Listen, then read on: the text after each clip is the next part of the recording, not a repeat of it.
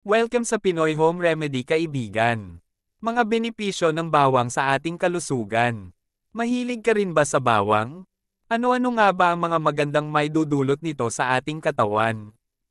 Ipinapakita ng kasalukuyang pananaliksik na ang bawang ay maaaring may ilang tunay na benepisyo sa kalusugan, tulad ng proteksyon laban sa karaniwang sipon at ang kakayahang makatulong na mapababa ang presyon ng dugo at mga antas ng kolesterol. Let food be thy medicine, and medicine be thy food. Iyan ay mga tanyag na salita mula sa sinaunang Griyegong manggagamot na si Hippocrates, na kadalasang tinatawag na ama ng kanluraning medisina. Inireseta niya ang bawang upang gamutin ang iba't ibang kondisyong medikal at kinumpirma ng modernong agham ang marami sa mga kapaki-pakinabang na epektong ito sa kalusugan.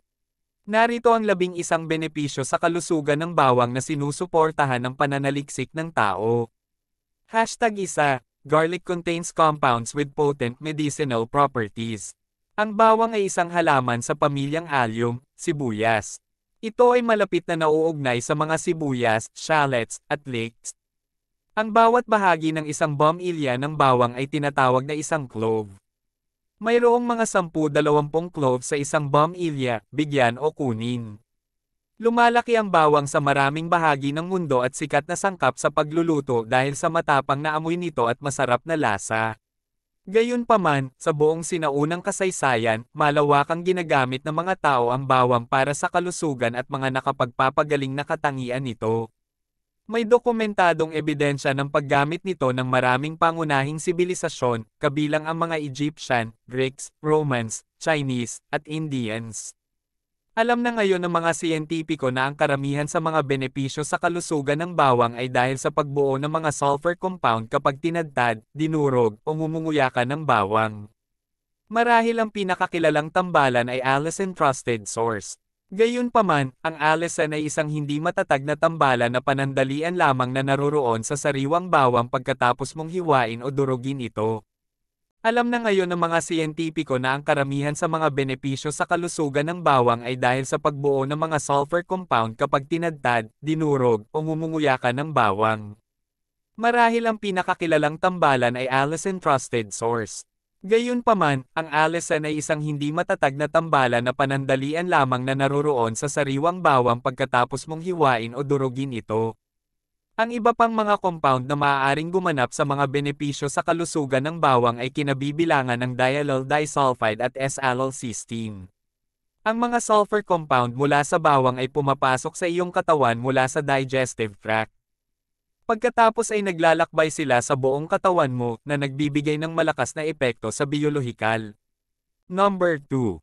Ang bawang ay lubhang masustansya ngunit may napakakaunting mga calorie. Calorie para sa calorie, ang bawang ay hindi kapani-pani walang masustansya. Ang isang clove, mga 3 gramo, ay naglalaman ng 4.5 calories, 0.2 gramo ng protina, at 1 gramo ng carbs. Ang bawang ay isang magandang pinagmumulan ng maraming sustansya, lalo na manganese, vitamin B6, vitamin C, selenium, fiber. Ang bawang ay naglalaman din ng mga bakas na dami ng iba't ibang sustansya. Number 3. Makakatulong ang bawang na maprotektahan laban sa sakit, kabilang ang karaniwang sipon. Ang pananaliksik mula 2016 na ay nagpapahiwatig na ang may edad na katas ng bawang, age, ay maaaring palakasin ang iyong immune system.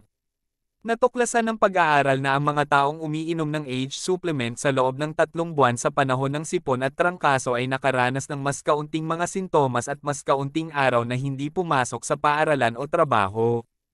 Iminumungkahi ng iba pang pananaliksik na ang mga compound sa bawang ay maaaring may mga katangian ng antiviral.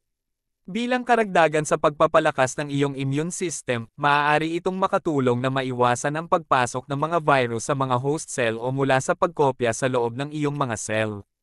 Number 4. Ang mga aktibong compound sa bawang ay maaaring magpababa ng presyon ng dugo. Ayon sa World Health Organization, ang mga sakit sa cardiovascular tulad ng atake sa puso at stroke ay responsable para sa mas maraming pagkamatay kaysa sa halos anumang iba pang kondisyon. Ang mataas na presyon ng dugo, o hypertension, ay isa sa pinakamahalagang salik na maaaring humantong sa mga sakit na ito. Ang isang 2020 meta-analysis ng mga pag-aaral trusted source ay nakakita ng mga suplemento ng bawang upang mabawasan ang presyon ng dugo sa mga taong may mataas na presyon ng dugo. Iniugnay ng mga mananaliksik ang epektong ito sa isang 16 to 40% na nabawasang panganib na makaranas ng mga kaganapan sa cardiovascular. Napansin ng pagsusuri na ang epekto ng bawang ay katulad ng ilang mga gamot sa presyon ng dugo ngunit may mas kaunting mga epekto. Ayon sa isang pagsusuri sa 2019, ang allicin sa bawang ay maaaring limitahan ang produksyon ng angiotensin II, isang hormone na nagpapataas ng presyon ng dugo. Maaari rin itong i-relax ang iyong mga daluyan ng dugo, na nagpapahintulot sa dugo na dumaloy ng mas madali. Number 5. Ang bawang ay nagpapabuti sa mga antas ng cholesterol na maaaring magpababa ng panganib ng sakit sa puso. Iminumungkahi mula noong 2018 na pagsusuri sa pananaliksik ng trusted source na ang bawang ay maaaring magpababa ng kabuoang at LDL, masamang, cholesterol. Inirerekomenda ng mga may akda na ang mga taong may mataas na cholesterol ay kumain ng mas maraming bawang ngunit mag-ingat na mas maraming pananaliksik ang kailangan upang i-verify ang kanilang mga natuklasan. Ayon noong 2016 na pananaliksik, ang pag-inom ng mga pandagdag sa bawang ng higit sa 2 buwan ay maaaring mabawasan ang iyong LDL ng hanggang 10%. Napansin ng mga mananaliksik ang epektong ito sa mga taong may bahagyang nakataas na antas ng cholesterol. Ngunit ang bawang ay tila walang parehong epekto sa mga antas ng triglyceride, isa pang panganib na kadahilanan para sa sakit sa puso. Iminumungkahi din ng pananaliksik na ang bawang ay walang epekto sa HDL, magandang cholesterol.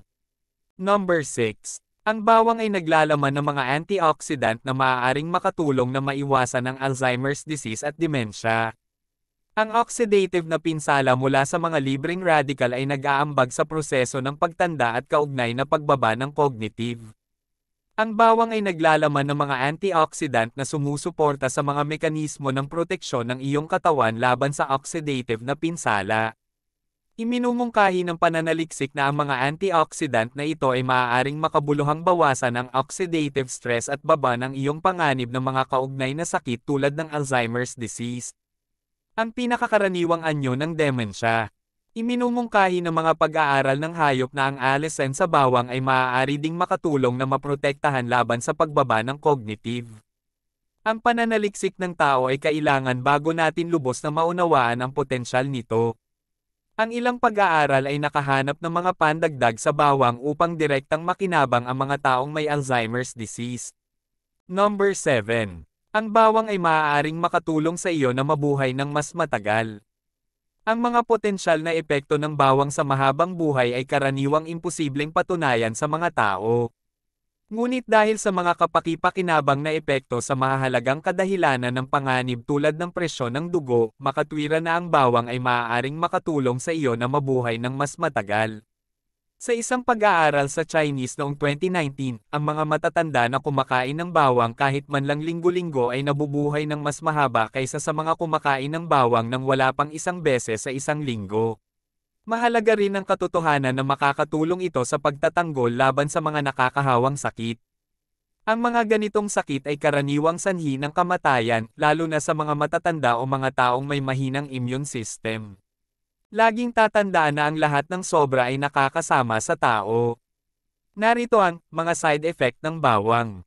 Tandaan na ang bawang ay may ilang mga downsides tulad ng masamang hininga.